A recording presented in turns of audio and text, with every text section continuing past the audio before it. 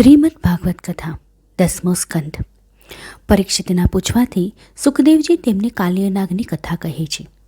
સુખદેવજી કહે છે, કાલિંદીમાં કાલિયનાગનો ધરો હતો. તેમાં કાલિયનાગ રહેતા હતા.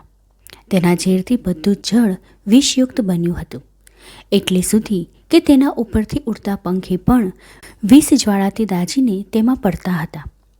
કિનારાના ઝાડ પણ બળી જતા હતા. પ્રાણીઓ જલના સ્પર્શ માત્રથી જ મરી જતા હતા.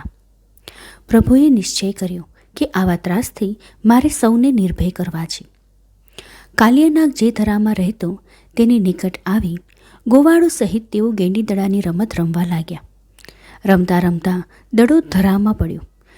સખાઓએ કહ્યું, કનૈયા, આ ધરામાં મોટો નાગ રહે છે. આ ધરાનું પાણી કોઈ પીતું નથી. ચાલ, આપણે અહીંથી જતા રહીએ.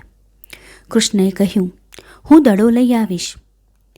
યમુનાના કિનારે ધરાની પાસે કદમનું ઘણું જ મોટું ઝાડ હતું. કાલિયનાગ ધરાની બહાર આવે તેની પ્રતીક્ષા કરતા ગરુડજી તેના ઉપર બેસતા હતા. ગરુડના ભયથી કાલિયનાગ ધરો છોડીને બહાર ન આવે. ગરુડના બેસવાથી એ ઝાડ લીલુંછમ રહે. કૃષ્ણ એ કદમના ઝાડ ઉપર ચઢ્યા, પાણીમાં પડતું મૂક્યું. યમુનાના જળમાં 100 ધનુષ્ય સુધી તરંગો ફેલાયા. કૃષ્ણના પડવાથી થયેલા અવાજથી કાલિયનાગ છેડાયો. તે કૃષ્ણ પાસે ધસીને આવ્યો. ક્રોધ કરી કૃષ્ણના શરીરની આજુબાજુ વીંટળાઈ ગયો. કૃષ્ણ કાલિયનાગની નાગચૂળમાં ફસાઈ ગયા.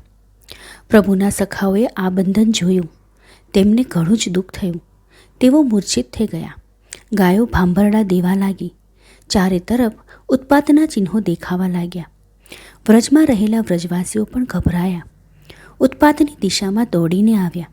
આવીને જોયું, કૃષ્ણ કાલિયાની ચૂળમાં ફસાયેલા છે. જોતાં જ મૂર્છા પામ્યા. માતા યશોદા, રોહિણીજી મોટા અવાજે રડી પડ્યા. નંદજી તથા અન્ય ગોવાળો ધરા તરફ દોડીને જવા લાગ્યા, પરંતુ બલરામે તેમને બળપૂર્વક તેમ કરતા અટકાવ્યા. ભગવાન તો નાગચૂળમાં ફસાઈને નિજ ભક્તોની આસક્તિની પરીક્ષા કરી રહ્યા હતા. વ્રજવાસીઓની તેમના તરફ ઘણી જ આસક્તિ છે. સંતોષ થયો. આ રીતે વ્રજવાસીઓનો નિરોધ દ્રઢ થયો. હવે ભગવાને તેમને આનંદ આપવા ઈચ્છ્યું. કૃષ્ણનું સ્વરૂપ બદલાવા લાગ્યું. નાગનું શરીર તૂટવા લાગ્યું. તેનું બંધન શિથિલ થયું. કૃષ્ણ તેની ચૂળમાંથી છોડાયા. ક્રોધાવેશમાં આવી કાલિય પોતાની 101 ફણાઓ ઊંચી કરી કૃષ્ણ સામે ધસી ગયો. કૃષ્ણ તો શેષશાહી ભગવાન. શેષનાગની સૈયા ઉપર શયન કરનાર કૃષ્ણ નાગને ધસીને આવતા જોઈ તેની ફણા ઉપર ચડી ગયા. કૃષ્ણ એટલે નટવર, નટોમાં શ્રેષ્ઠ, બધી જ કલાઓના આદિગુરુ. નટ જેમ દોરડા ઉપર નાચે તેમ નટવરે નાગની ફણાઓ ઉપર નાચવા માંડ્યું. નટવરનું તાંડવ શરૂ થયું.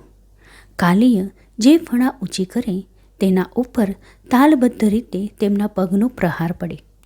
પગના પ્રહારથી કાલિયને ફેણની ચામડી ચીરાય. ફણા નીચી થઈ જાય. કાલિય એક પણ ફણા ઊંચી કરી શકતો નથી. વ્યથાથી વ્યગ્ર બની તે ઝેર ઓકવા લાગ્યું. પ્રભુ પોતાના નાચતા પગ વડે નાગની ફણાઓ ઉપર પ્રહાર કરે છે. પ્રહાર થાય છે અને તેની ચામડી ચીરાય છે. તેથી નાગને પ્રભુના ચરણ સ્પર્શનો લાભ પણ મળે છે. પ્રભુના ચરણ સ્પર્શથી નાગનું અભિમાન દૂર થયું. તેણે ભગવાનની શરણાગતિ સ્વીકારી લીધી. નાગપત્નીઓ સમજી ગઈ કે આ કોઈ સામાન્ય બાળ નથી. પ્રભુનું સ્વરૂપ તેમણે ઓળખ્યું અને તેમણે સ્તુતિ કરી. પ્રભુ, આપે અપરાધીને દંડ દીધો છે. આપનો અવતાર દુષ્ટોને દંડ દેવા માટે છે. આપની ઈચ્છા જ આપના બધા કાર્યોની નિયામક છે. રાવણ વધ પછી મંદોદરીએ પણ રામચંદ્રજીની આવી જ સ્તુતિ કરી હતી. શ્રી કૃષ્ણએ કાલિયનાગનો ઉદ્ધાર કર્યો અને કહ્યું કે તું આ ધરો છોડી રમણ દ્વીપમાં ચાલ્યો જા.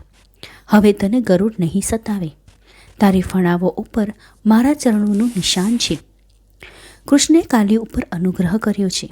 જેના માથા ઉપર ભગવાનનું ચરણ ચિહ્ન હોય તેને કરાળ કાળ પણ ન કરડે. ભગવાનના ચરણ ચિહ્ન પ્રતિકરૂપ ઉદ્ધવપુંડ તિલક જેના કપાળમાં હોય તેને કાળ કે કાલિય કદી ન પીડે. ભગવાનને કાલિયને ધરામાંથી કાઢી મૂક્યા. ધરાનું પાણી શીતળ, મધુર અમૃતમય બની ગયું છે. કૃષ્ણ કાલિંદીના કિનારે આવ્યા. સૌના ખોળિયામાં પ્રાણ પાછા આવ્યા. માતા યશોદા, રોહિણીજી તથા નંદજી તેમને ભેટી પડ્યા. ગોપીજનો અને ગોપો પણ ભેટ્યા. ગાયો પણ ભેટી. છેલ્લે રામ પણ ભેટ્યા. કૃષ્ણને ભેટવાનું કામ પૂરું થતાં અડધી રાત્રિ પસાર થઈ ગઈ. તેથી રાત્રે સૌ નદી કિનારે જ રહ્યા. બધા જ ભૂખ્યા, તરસ્યા અને થાકેલા હતા. નદી કિનારાથી થોડેક દૂર વનમાં જઈ સૌ સૂતા. તેઓ સૂતા હતા તે વખતે દારૂણ દાવાગ્નિ પ્રગટ્યું. વ્રજવાસીઓ દાવાગ્નિથી ઘેરાઈ ગયા. કૃષ્ણનું શરણ યાચ્યું. શ્રી કૃષ્ણએ દાવાગ્નિનું પાન કર્યું અને સૌને બચાવ્યા. જો આપને આ કથા વાર્તા સાંભળવામાં રસ પડતો હોય તો મારી ચેનલને લાઈક, સબસ્ક્રાઈબ અને શેર અચૂકથી કરશો. જય શ્રી કૃષ્ણ.